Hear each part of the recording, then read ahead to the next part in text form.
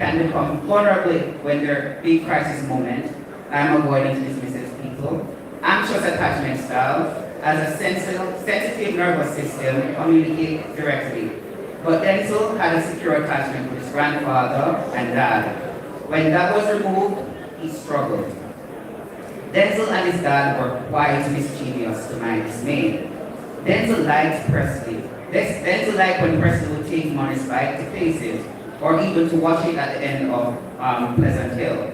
Denzel loved his dad, and his absence from his life caused a huge void. Thus, Denzel found that secure attachment with his grandfather, Mr. Hazy. Denzel suffered from what clinicians call separation anxiety, in which when you remove something that someone is familiar with, it causes a lot of unease, displacement, codependency, and anxiety. Denzel did not like to be alone. Growing up in a multi-generational home, each kid had a preferred grandparent. Mine was my grandmother, Miss Pearl. Denzel was Mr. Ozzy. Popeye was Aunt Bet. Mr. Ozzy's favorite place was his farm and Miss Mother's bar at the foot of Wayne Road across from Cousin Strawlite's bar.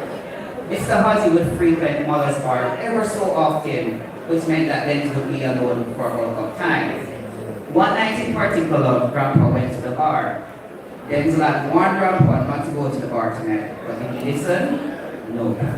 Grandpa, Denzel looked at Papa and myself and said, "Watch how me about piss him up tonight."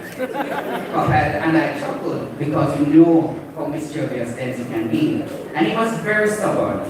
And if he sets his mind to something or said he's going to do something, best believe that outcome is going to be exactly how we meant it.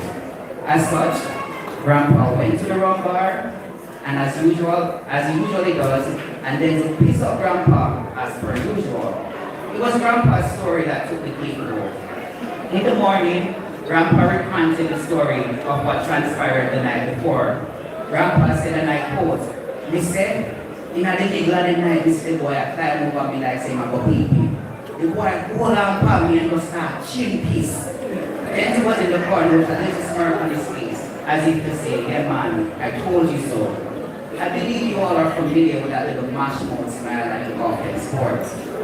Throughout it all, this carefree spirit was the mantra by which Denzel lived his life. With a little smirk on his face that could be the light of the world, and for me, enraged me into wanting to fight.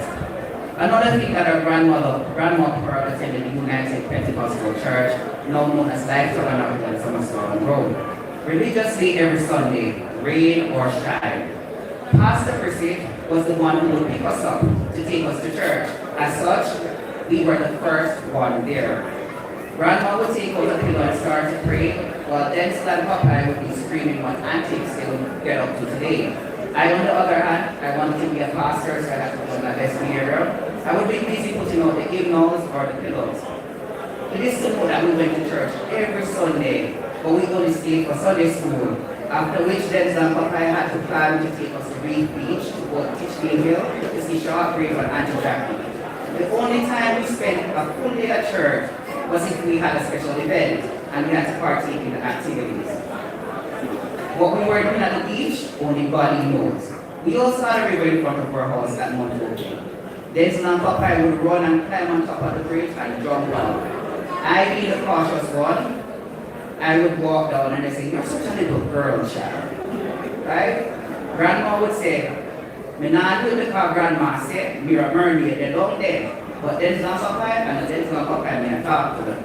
If the mermaid piece did not work, Grandma counted, cautioned us about fresh coal. I don't know if you folks are still familiar with fresh coal. And she said, "You know why you're not talking in the house." Right?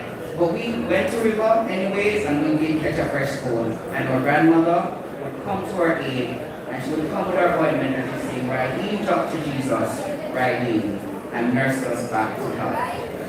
Our mom, on December 3rd, 1998, our mom rose past at the tender age of 28 after dealing with illness for a few years. This caused a disruption in our lives. Honestly, I don't know how my brother took our mom's passing, as he already talked about it to me. My world was shattered. Then he was gearing up to do common entrance exam, which he passed with flying colors for H. It used to be, it